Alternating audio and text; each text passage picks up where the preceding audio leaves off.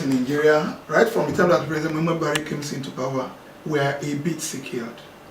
Formerly, when Jonathan was there, former president under PDP, we have enough Niger letters disturbing the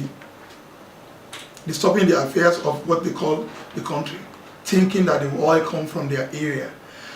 I can't say all these promises of President Muhammadu Buhari are political promises, because most of these promises has been achieved.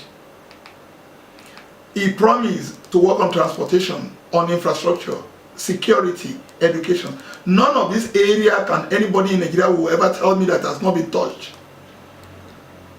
Former Governor Rotimi Amechi is in charge of transport.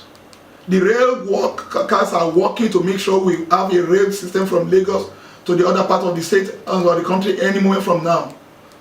I can probably see the one that moved from Warri to Abuja, and the one from Lagos will still be going to Kano, Kaduna, whereby our roads will be less congested. Other government has ruled for good 16 years without anything being done on this area. They commissioned a rail that works from Ijora to Alagbado there, that takes only not more than 200 passengers. What about people that want to move from outside the state apart from the road transport? Transport area, it has been able to work. Lagos by the expressway was being commissioned, was being established to be started by the President Jonathan Goodluck. Nothing was being done. They spent several billion of naira doing the foundation ceremony at the Shagamu exchange there. But with the income of the General President Muhammadu Buhari, we'll be able to see that the axis of the road, Lagos to Shagamu, has been completed with 40-something%. The same thing applies from the Shagamu to Ibadan axis. It's almost 52%. So the percentage of the area that are not being done for now is all minimal within their first 3 years in government. That apart. People that import into the country make sure that they go through the crude way to make sure these things comes in. With the strict nature of President Muhammadu Buhari, you can't evade duty in his own term. Look at JAM information about the revenue generated from JAM from in the past years.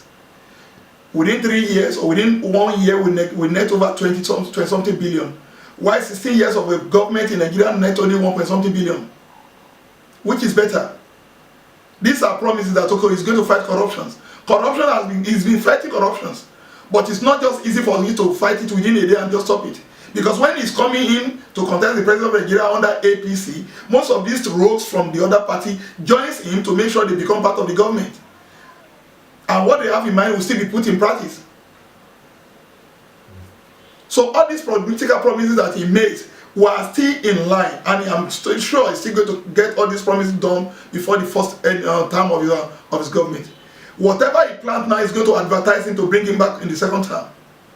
I could see now, apart from some section in Nigeria, the Northern will never say they don't want Buhari, while the Southwestern will never say they don't want Buhari, except the crew from the Southeastern part.